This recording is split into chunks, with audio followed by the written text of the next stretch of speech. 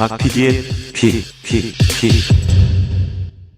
국민연금 가입자가 올 1분기에만 21만 명이 줄었습니다. 와, 이렇게 많이 줄었어요? 네, 놀랍죠. 1988년 국민연금 제도를 도입한 이후 최대 감소입니다. 과거에 가입자가 크게 줄어든 때 물론 있었습니다. IMF 그리고 코로나 유행 이때 경제 위기를 겪었었는데 올해에는 그런 위기가 없는데도 가입자가 큰 폭으로 줄었다는 겁니다. 아, 우리 국민들이 그때만큼 정신적인 충격을 먹고 있기 때문 아닐까요? 예, 뭐 그럴 수도 있겠네요. 지난 3월 말 국민연금 가입자는 2229만 명, 작년 말보다 21만 명이 줄었어요. 그동안 국민연금 가입자는 인구 증가와 함께 꾸준히 상승을 해왔습니다. 88년 제도 도입 때 443만 명. 근데 작년은 2250만 명. 많이 늘긴 늘었죠?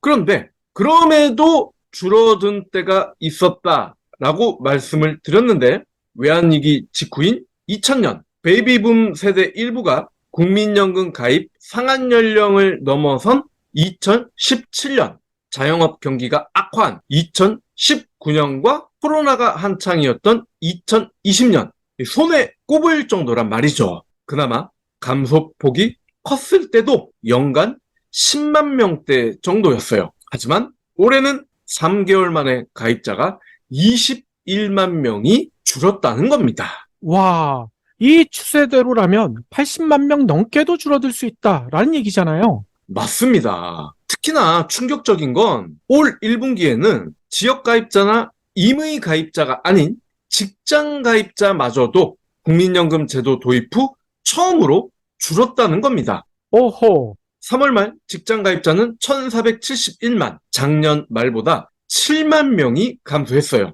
국민연금 가입자가 대세 하락기에 접어든 것 아니냐라는 관측이 나오고 있습니다. 인구 감소, 고령화 여파, 이러한 영향 탓에 가입자 감소 압력이 커졌다는 겁니다. 인구가 줄어드는 게 나랑 무슨 상관이 있느냐라고 하시는 분들, 출산율 줄어들면 더 좋은 거 아니냐? 국토도 좁은데 라고 하셨던 분들, 내 국민연금에 문제가 생긴다 이렇게 사고를 전환을 하신다면 인구 줄어드는 게 남일만은 아니다라는 거 충분히 공감하실 수 있을 것 같아요. 올해 1분기에만 가입자가 21만 명이 줄어서 IMF 직후인 2000년 이때 6만 명이 줄었거든요. 그리고 코로나가 한창이었던 2020년 12만 명이 줄었습니다. 3개월 만에 IMF와 코로나의 리스크를 뛰어넘었다는 건데 무엇보다 취업자가 28개월 연속 늘었어요. 고용시장이 호조세라고 그렇게 호들갑을 떨었었는데 정작 국민연금 가입자는 역대급으로 줄었다는 겁니다. 그러니까요. 이게 통계가 맞는지 진짜 의심이 많이 가네요. 국민연금 기금 고갈이 빨라지는 걸 막기 위해선 정년 연장 그리고 더 내고 덜 받는 연금 개혁이 이루어져야 한다라는 지적 계속 나오고 있는데 이러한 주장이 더 강하게 나올 것 같아요. 그러니까요. 아니, 역대급 취업률인데 취업을 하게 되면 국민연금을 안 낼 수 있는 방법이 거의 없잖아요. 예. 그런데 오히려 가입자 숫자는 역대급으로 줄었다. 이 통계 누가 낸 겁니까? 2055년에 예고된 국민연금의 고갈 시점이 더 땡겨질 수도 있다는 겁니다. 복지부가 3월 발표한 5차 재정 추계 결과에 따르면 국민연금 가입자는 올해 말 2,199만을 기록하고 매년 빠르게 감소해서 2093년에는요 861만으로 급감할 전망입니다. 더 중요한 포인트, 연금 수급자겠죠. 즉 국민연금을 타는 사람들은 올해 527만에서 2062년 1576만으로 거의 3배가 불어난다는 겁니다. 현재 59세인 가입 연령 상한을 높이고 정년퇴직을 65세 혹은 70세로 높여야 한다는 주장이 나오는 이유겠죠. 양질의 청년 일자리를 늘리는 고용 개혁인데 청년 자체가 줄어들면 양질의 청년 일자리가 무슨 의미가 있겠습니까? 즉, 청년을 늘려야 되는데 출산이 늘어나야 된다는 거죠. 그렇죠. 아니, 게다가 정년을 늘리는 거. 지금 프랑스에서도 연금 개혁 때문에 이걸 하고 있는데 프랑스 온 국민들이 들고 일어났잖아요. 아니, 나이 들어서까지 계속 일하게 만드는 거냐. 우리가 국민연금 때문에 지금까지 열심히 일해왔는데 라면서 온 국민들이 반대하고 있는데 우리 국민들도 이렇게 정년을 높이는 거에 대해서 합의가 됐는지 이것도 우리가 생각해 봐야 될 것 같고요. 청년 일자리 늘리는 거, 인구수 늘리는 거, 이거에 대해서도 우리가 여러 가지 대책을 생각해 봐야 될 것 같은데, 지금 국민연금 여러 가지 보험제도 가지고도 이민자들이 이상한 거를 받아가면서 고갈시킨다. 라면서 이민을 막으려고 하고 있잖아요. 예. 일자리 더 줄이겠다는 얘기 아닙니까? 그러면서 어떻게 고갈을 막는다라는 얘기를 하는지, 이게 앞뒤가 안 맞아요. 정년을 70세까지 높여야 된다. 물론 생각하기에 따라서 70세까지 일하면 좋은 거 아니냐? 라고 하는 분도 계시겠지만 또 어떤 분들은 마치 군대를 한 번 더 가라는 느낌처럼 다가올 수도 있을 겁니다.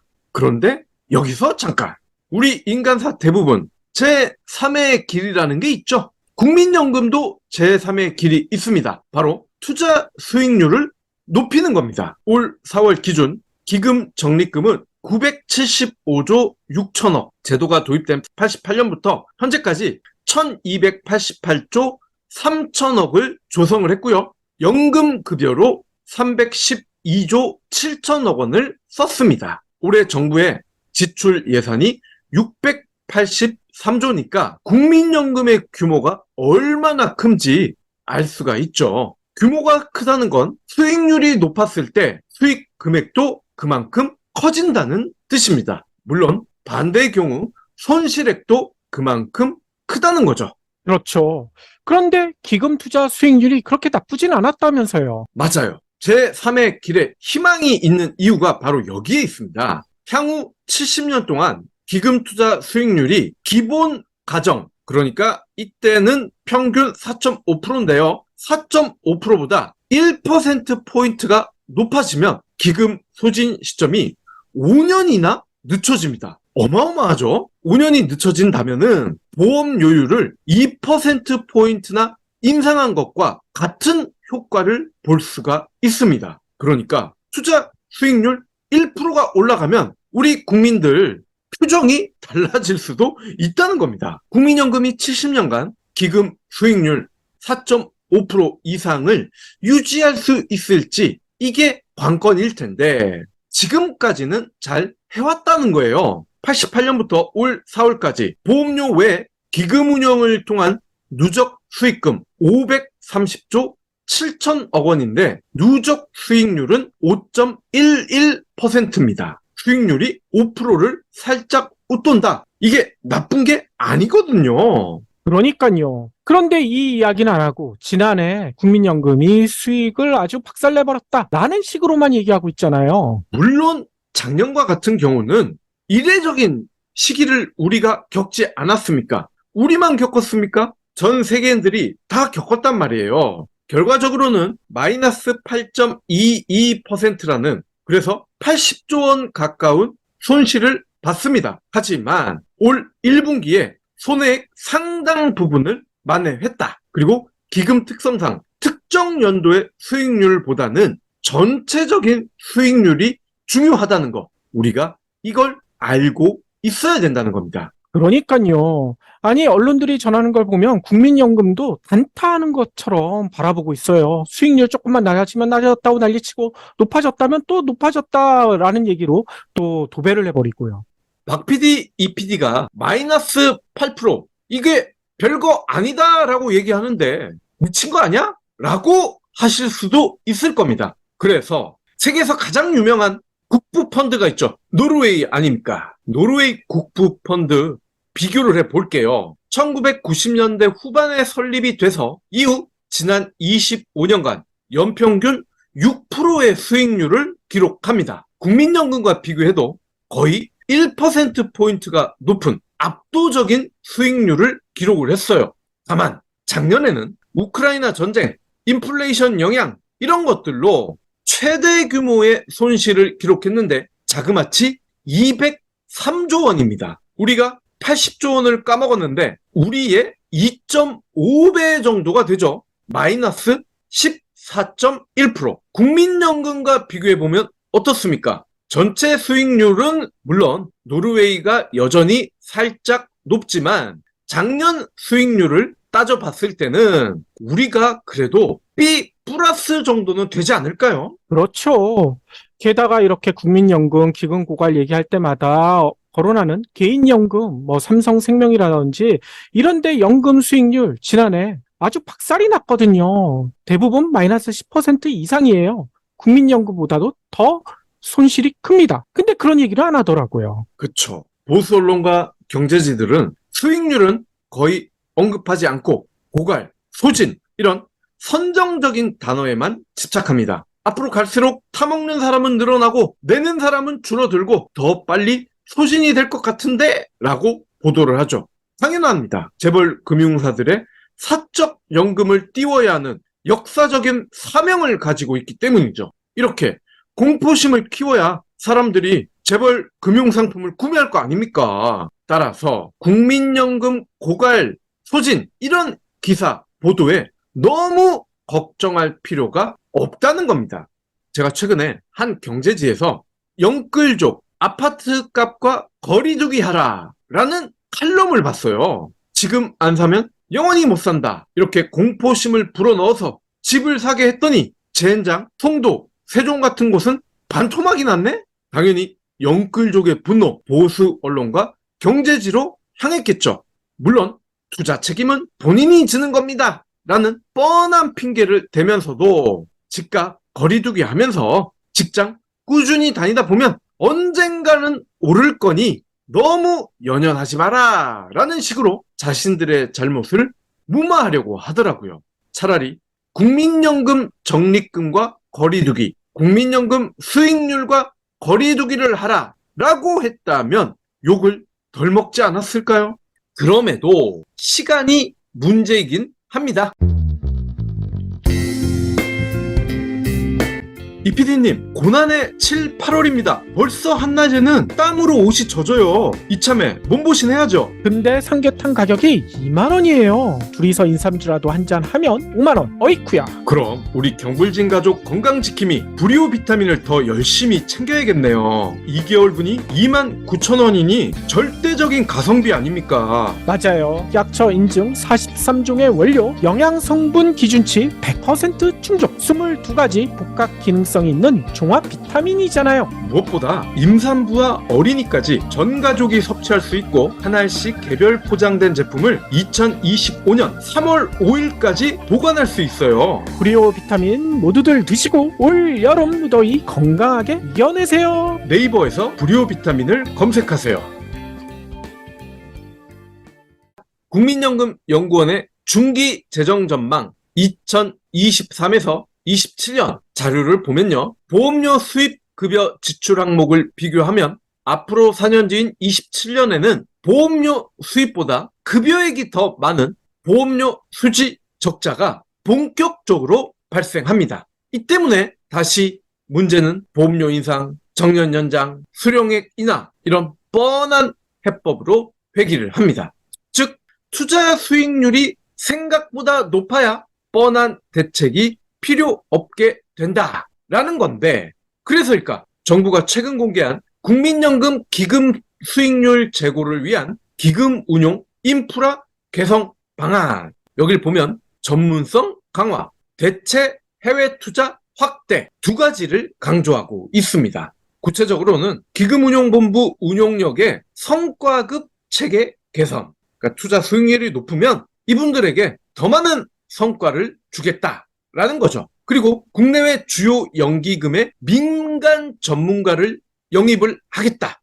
즉 투자를 잘하는 분들을 모셔오겠다라는 겁니다. 또 대체 투자를 확대하기 위해 운용인력 증원을 추진하고 새로운 해외 투자 기회 발굴을 위해서 샌프란시스코와 같은 금융 중심지에 해외 사무소도 신규로 설치하겠다라고 설명을 하고 있습니다. 물론 국민연금공단에서 지출하는 고정비가 많다라는 지적 나오고 있습니다. 샌프란시스코에 사무소 개설하면 당연히 고정비 많이 들어가겠죠. 또 보건복지부 장관, 그 이하 차관, 국장, 이 사람들이 투자 결정을 좌지우지한다는 소리도 들립니다. 그렇다면 투자 천재를 벤치마킹하는 건 어떨까요? 물론 이건 저만의 생각이긴 합니다만 잘하는 사람 따라하는 것도 충분히 대안이 될 수 있다. 즉 고정비가 계속 오르네, 국민연금 직원이 너무 많네, 이러한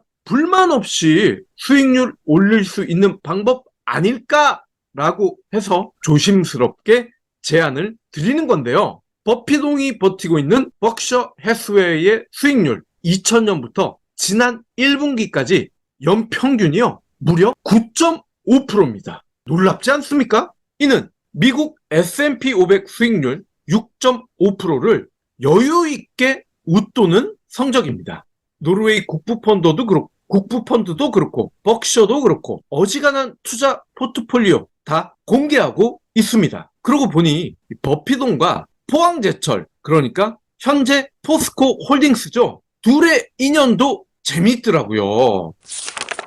외환위기 이후 한국이 크게 성장할 것으로 본 버피동, 포항제철 지분 무려 5.2%를 매입하는 큰 투자를 단행했습니다. 결과적으로는 10년간 40%의 수익을 올려서 역시 버핏이다 라는 찬사를 얻었고요.